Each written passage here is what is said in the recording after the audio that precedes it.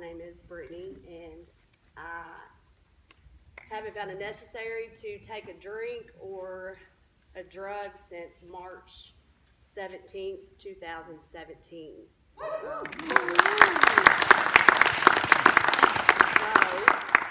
if I go home and go to bed tonight sober, tomorrow when I wake up, I'll have 5 years of sobriety. And I mean, that's a huge deal.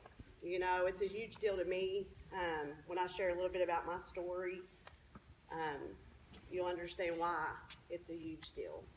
And I get kind of nervous talking in front of people, usually for the first few minutes. And then, you know, once I start talking, I like to talk. So once I start talking, I get a little bit more comfortable. And the first thing I want to do is just kind of go over some background information, childhood stuff, so for identification, for anybody who's in the room who thinks that they may have a problem but they're not really sure, and for hope, you know, to offer hope to anyone out there who doesn't think recovery is possible.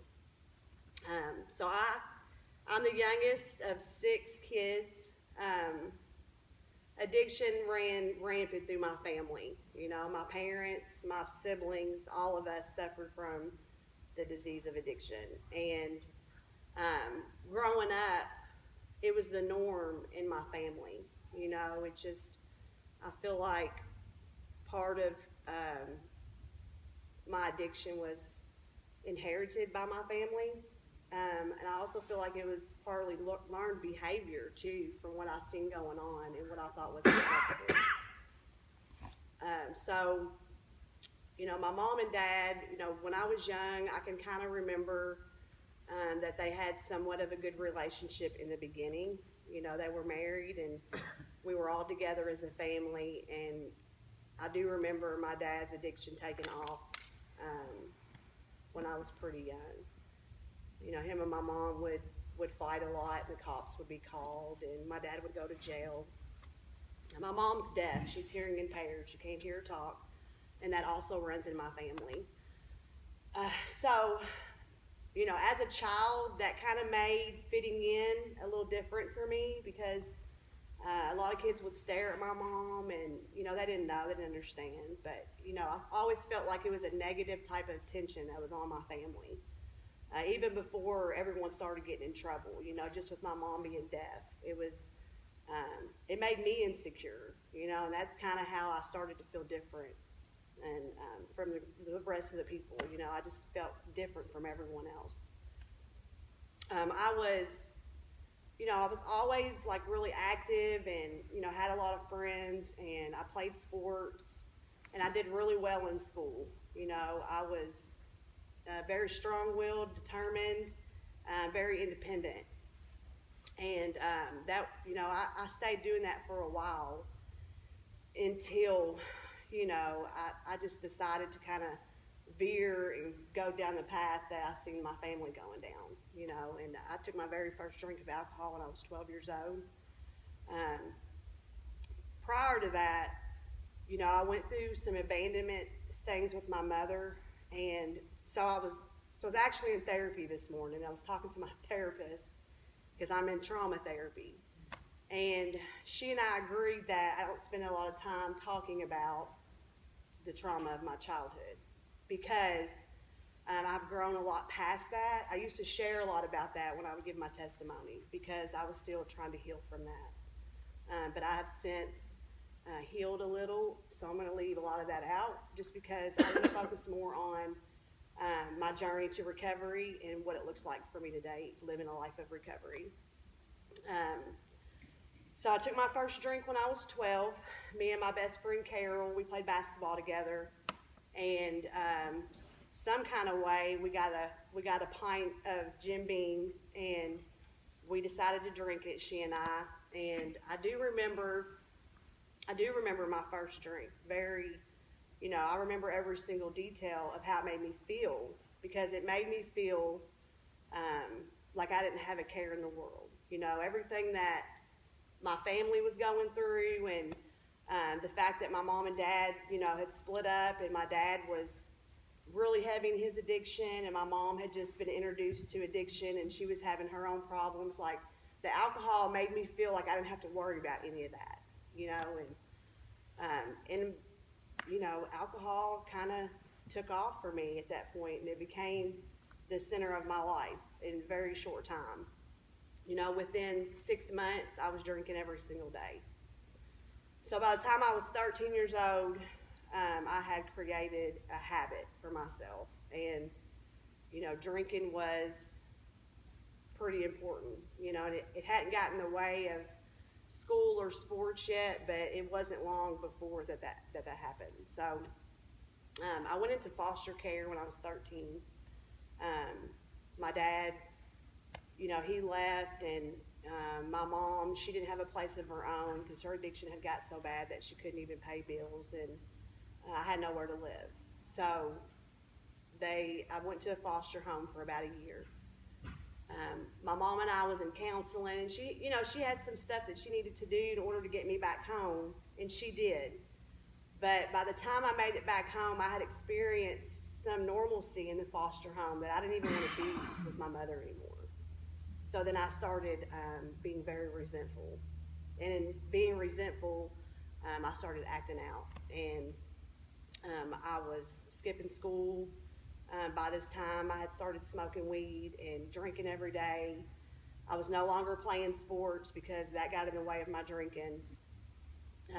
And my mom and I would fight every day. Like, we would fight, and I was, I'm not proud to say, like, the way I behaved and the things that I said to her were very, cruel, and I'm not proud of any of that, of course, but I ended up moving out, and I went and stayed with a friend in Louisville, and that's kind of what I did for a few years. I would just stay wherever I could. My parents didn't really know they didn't know where I was at. They really didn't care, because by this time, they were just so far gone that they couldn't even keep up with me. So I would work a job here and there, and I found out that I could manipulate men. So I would get in these relationships, mostly with drug dealers, because I knew that they would take care of me, and that they would supply for me what I needed, and they would buy me as much alcohol as I wanted. And that's kind of how I got through life for a while. Very toxic relationships, very abusive relationships. I too was abusive, just total madness, and I'm still a teenager. I'm not even an adult yet, and I'm living like, you would think I had been living this path for 20 plus years, as bad as it was. And then I went on to some harder drugs, and, pretty much anything that was offered to me or everybody else was doing, I wanted to be a part of it, and that's just kind of how I dealt with life. I did not want to face reality. I did not want to think of the past and the things that had happened or the future, what my life was going to look like. I just wanted to be just in oblivion every single day. So I ended up moving out here to Shelbyville to leave a relationship, and I went and stayed with my mom. And I was introduced to something else that was, very popular at the time, and I got to hanging with the crowd, and I met a guy. And the guy that I'm referring to, we're actually together now, but for the first couple years that we were together, we did use together. And we have 3 kids together, which I wish I could stand up here and say, when I got pregnant with my kids, I was able to straighten out, but that's just not the case. I still struggled with drug addiction and alcoholism when I was pregnant with my kids.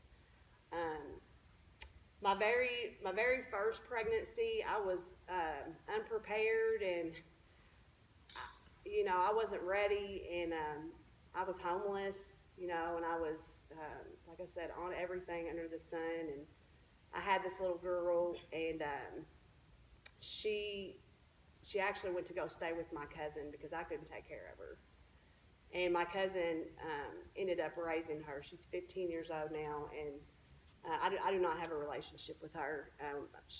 I'm not allowed to. So that's, something that I've had a very hard time accepting, especially now that I'm sober, because, I want,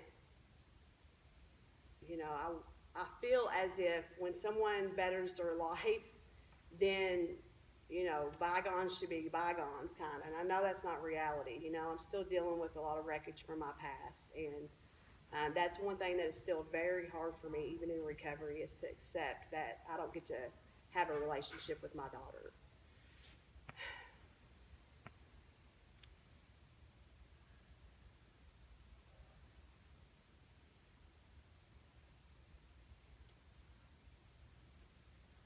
Sorry. Okay. So, it didn't slow me down, like I didn't, it just was something that I used more to not have to feel that. And so, of course, my drinking and drugging progressed, and I got worse. Thank you.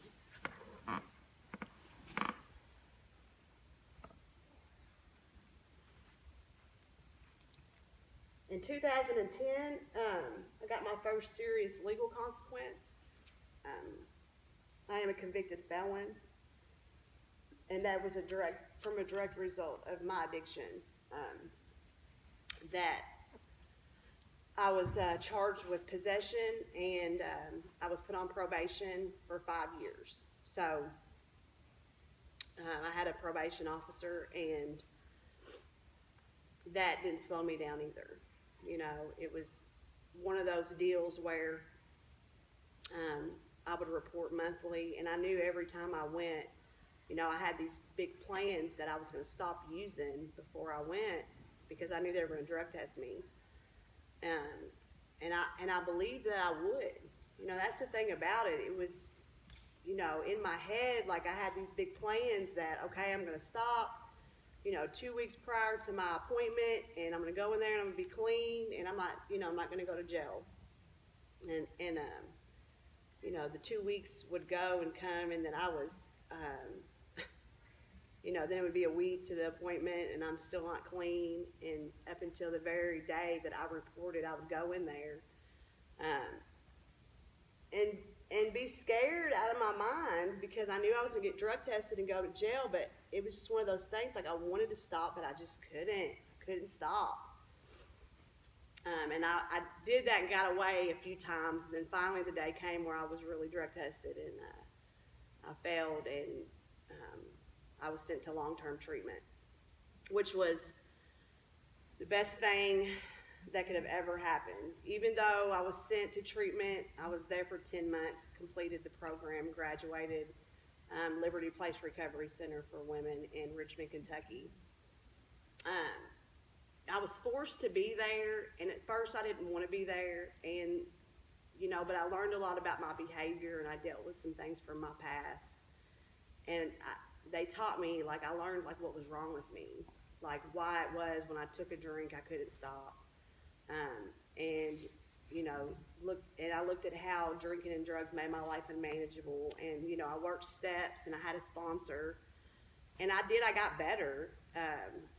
But when I left and I came home, I ended up going back around the people who hadn't changed anything about themselves. And in most cases, that was always my family, because they're my family, right? How do you stay away from your entire family? It was really hard for me, and I wasn't home long, and I ended up taking a pill, and I was off and running again.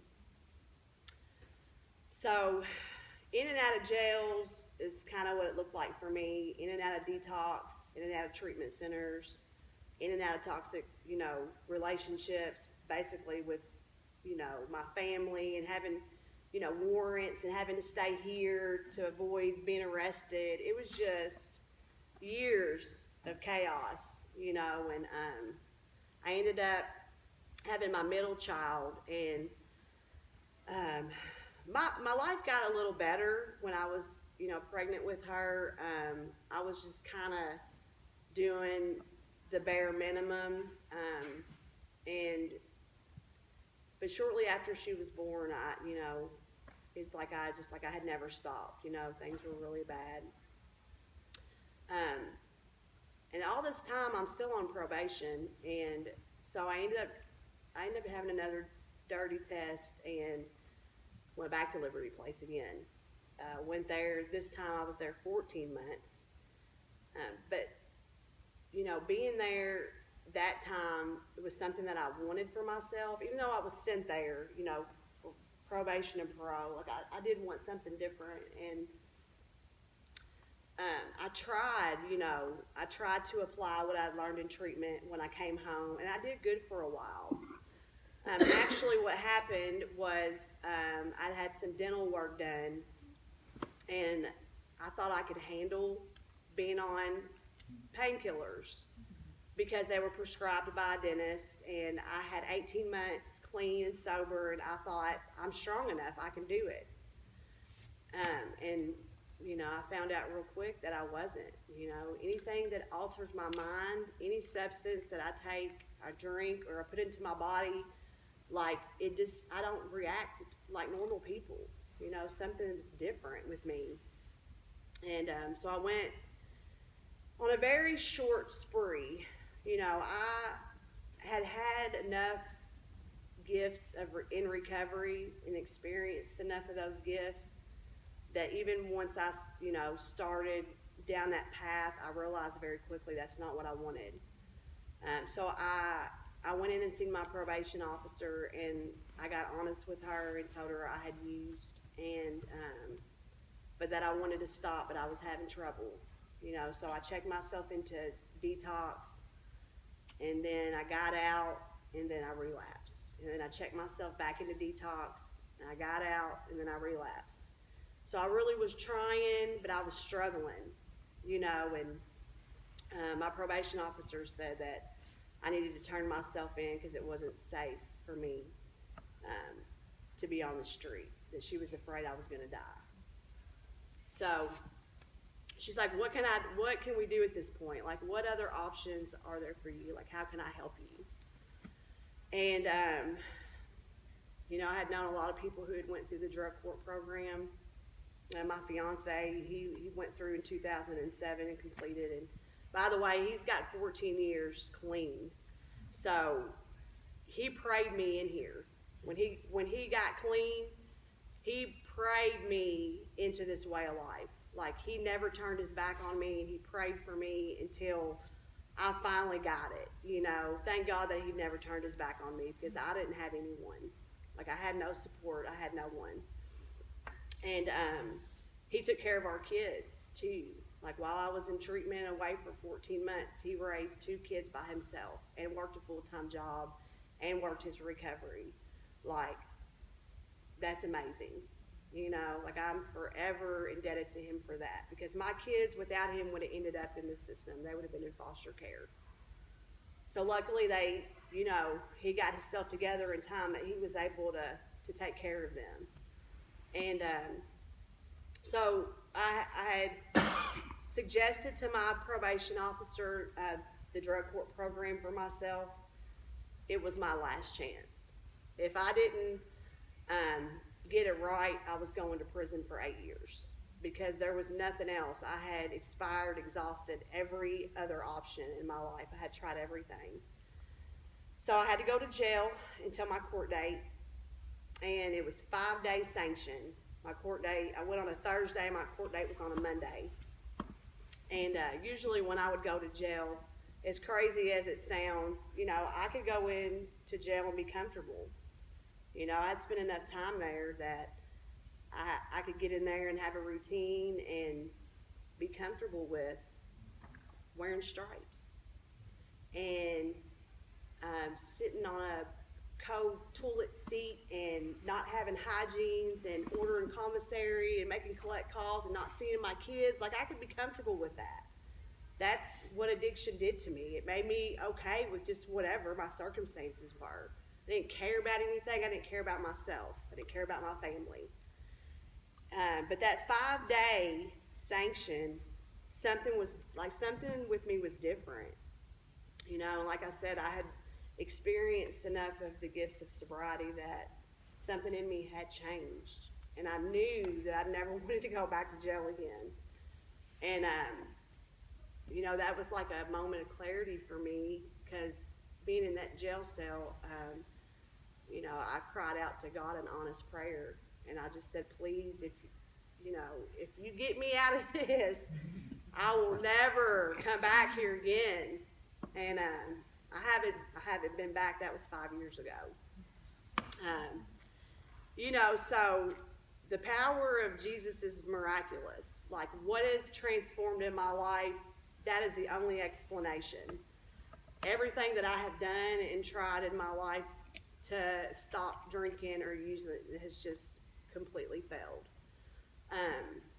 I'm just, you know, I hate that it took that long. You know, I've 20 years of hard addiction, and, you know, I'm so grateful that I am where I am today, you know. And I got into the drug court program, and even at the beginning, I was kind of struggling with like some mental, you know, like a mental obsession of the thoughts to use.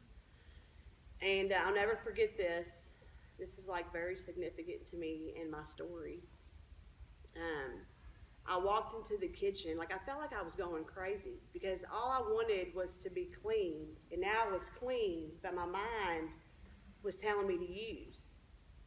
And it was the first time I felt like I was in an actual war with myself.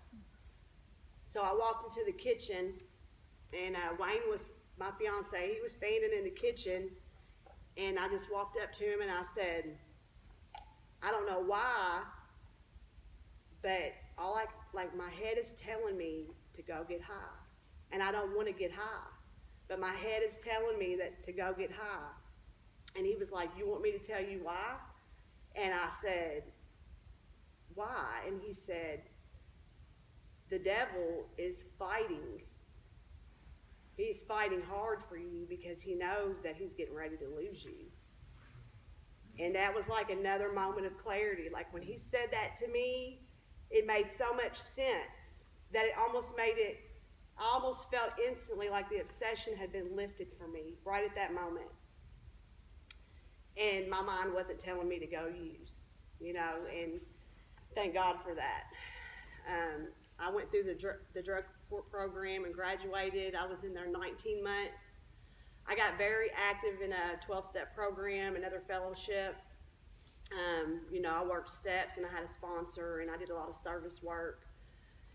And, you know, next thing I knew, I had a year, and I wasn't thinking about using at all, you know. And I had a job, and I got promoted at my job, and then I graduated drug court, and I was kind of wondering what that was going to look like when I graduated drug court, because I didn't have that structure anymore. And my track record showed, you know, over the years was once I completed something, I always went back out, you know. So I was kind of scared, you know, but I knew that I didn't want to go back, and I didn't, you know. I just continued to do what was put in front of me to do, and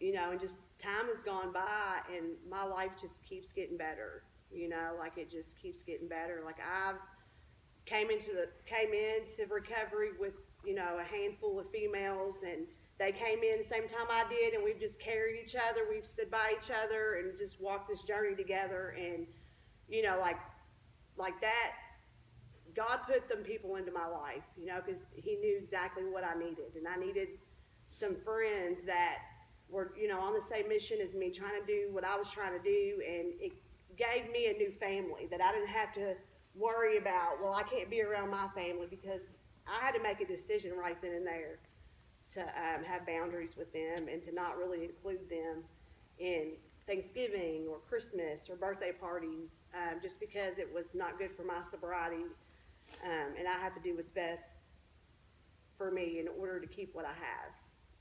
And it took me a long time to really get with that. You know, and as I, you know, got farther along in my recovery, I was able to kind of go around them some, but I was always very leery, very cautious. And I still am, you know, I go around them a little bit, but not that much. And I think that for them, it kind of took seeing that I was serious about recovery, that they got to a place where they respected it.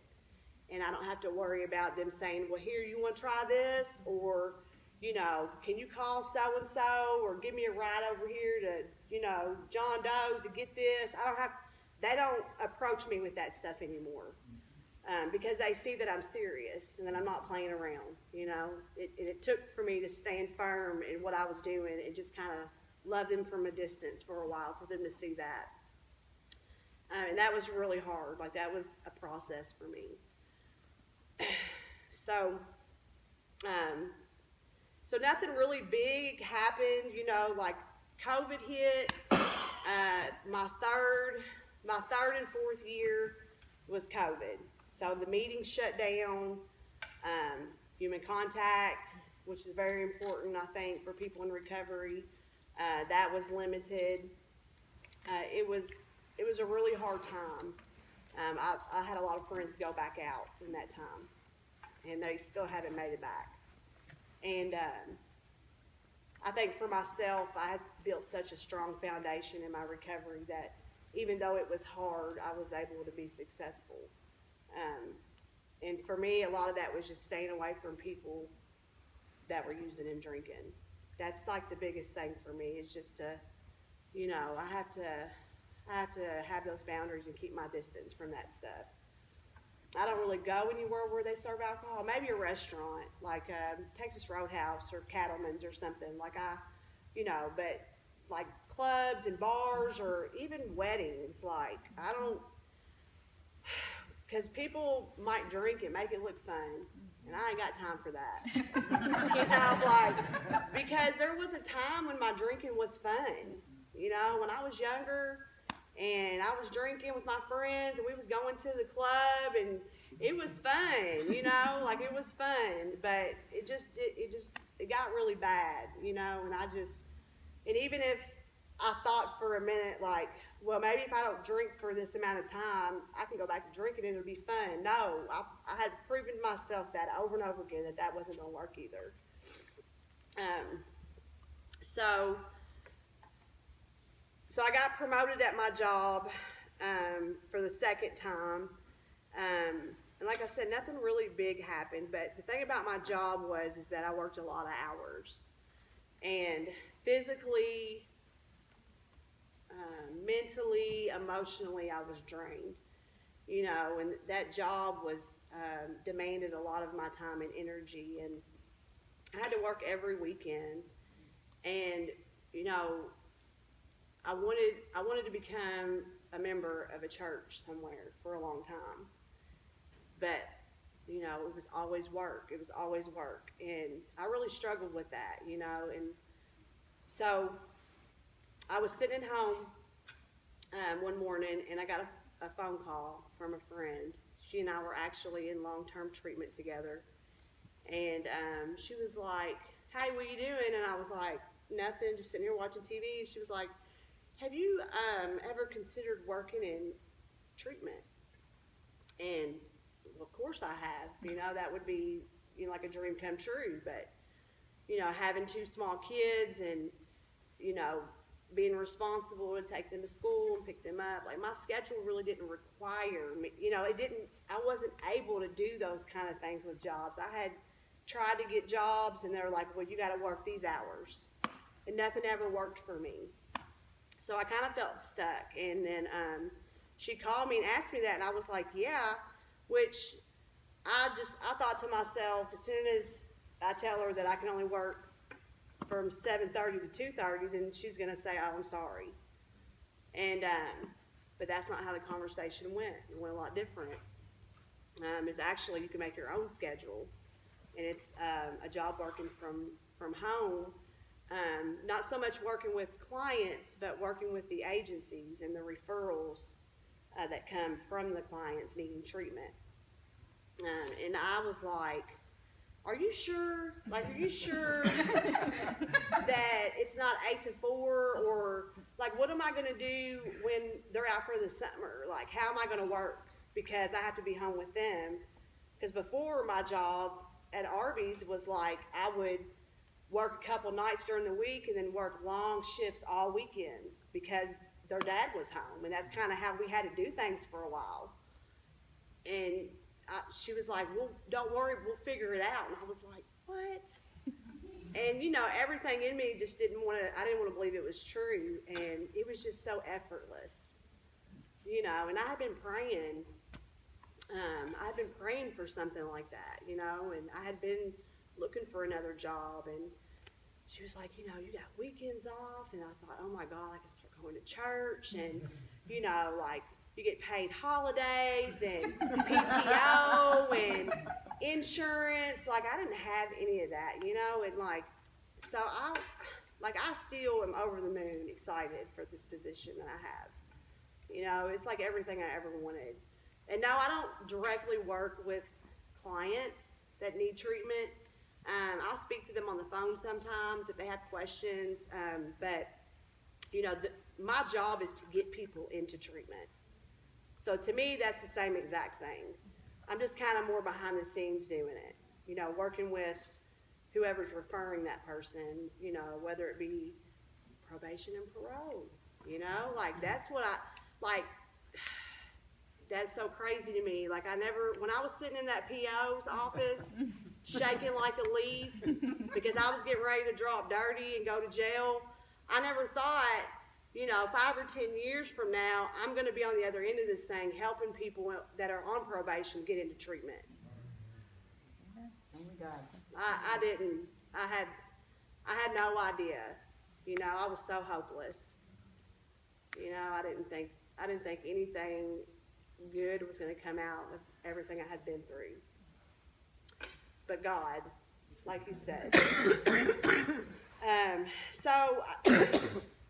You know, I'm so grateful, like, you know, that I never gave up, you know, because it took me a while to get to where I am. You know, I was introduced to treatment in 2010, and my sobriety date is 2017, so it took some time. It took a lot of falling down and getting back up, you know, and that's what I tell people. No matter how many times you fall, you can always get back up, you know, and just don't give up, because I didn't give up, you know, and if someone like me can overcome everything that I have, I'm talking about anybody can. Anybody. And,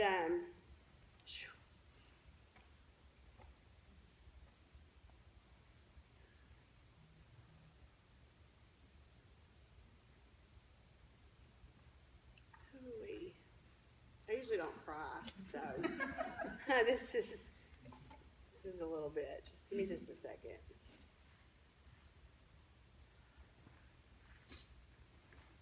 How much time do I got left? Dennis, where are you at? How much time? Do you want? It's 7:20. So. Okay.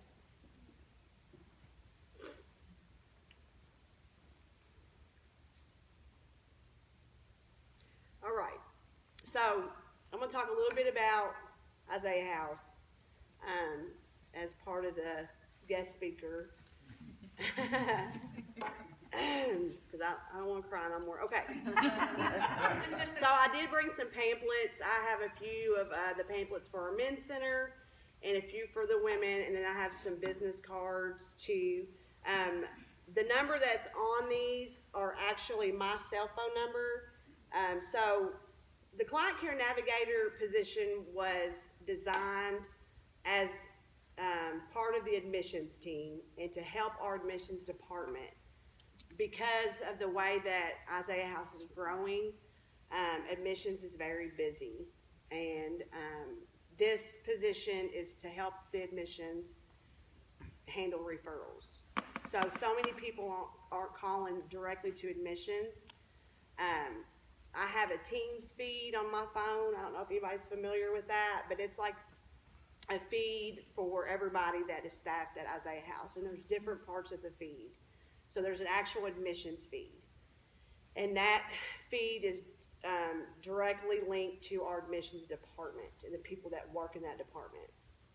So if probation and parole, if Brittany went in there and dropped dirty, and the probation officer had them assessed, and then they decided that they needed treatment, so they contact me,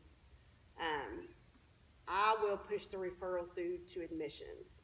I'll get a name, a phone number, what kind of insurance they have, if they have any, and what their drug of choice was, and a callback number, and then I'll send the information through to admissions.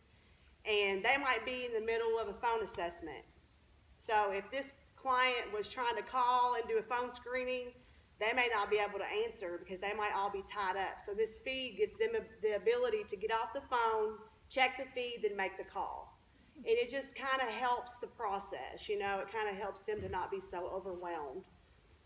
And in doing so, I get to just go out into the community and build relationships with everybody, and that's huge, because like I said, I never thought, sitting in the probation officer 10 years ago that I'd be doing this sort of thing. I've went and had meetings with drug court in another county, and they've asked me to be their guest speaker at their graduation, because I was a drug court participant, and I was able to overcome and be successful after drug court, and now work for a treatment center. They're like, please come and speak to the group, like show people that, it's possible to stay clean and sober after drug court, and I never would have had that opportunity. Like, this job it puts me in a position to continue to do what I need to do to stay clean and sober. So we have 3 women's centers and 2 men's centers. One of the men's centers is a long-term treatment facility, and we're getting ready to open a long-term facility for women. It opens up in June. So the residential is roughly 28-day program. It is a faith-based program.